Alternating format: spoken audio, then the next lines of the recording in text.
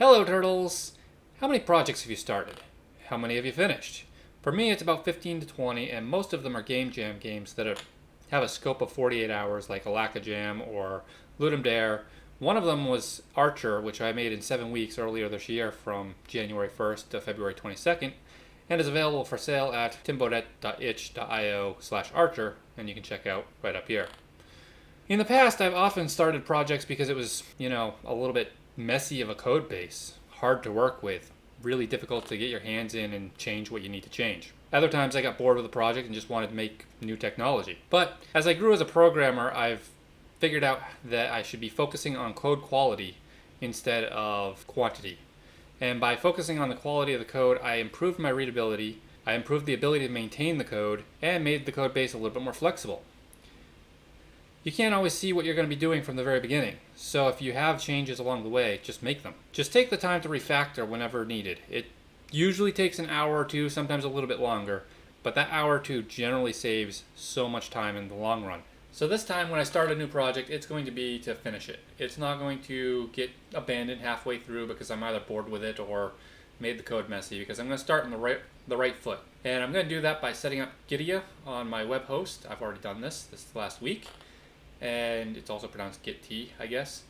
This supports Git and a GitHub-like web interface on my host so that I can now use Git instead of SVN. I don't really know the benefit that this actually gives me, but I'm going to give it a try for a few projects and see if I want to move over to Git on personal projects. I started working in Blender again. Yay!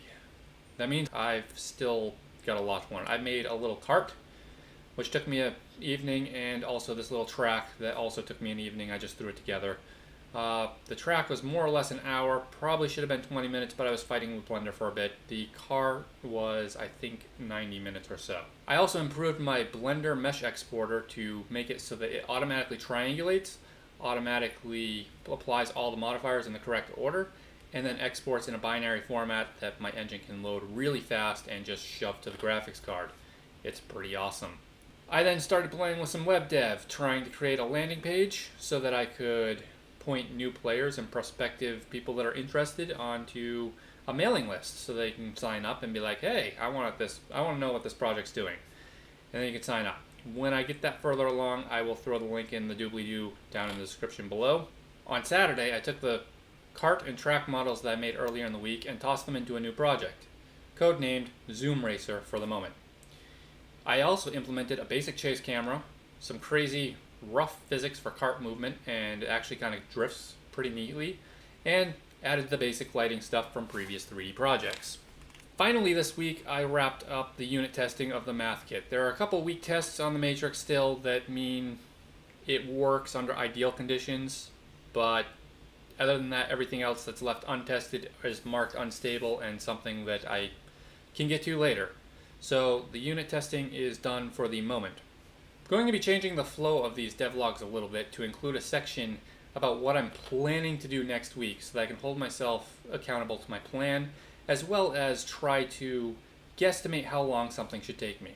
So during next week, I'm going to focus on Turtle Brains and ensuring that I catch up on Mac and Linux where I already surpassed on Windows, which is making sure I can do full screen games on those other platforms.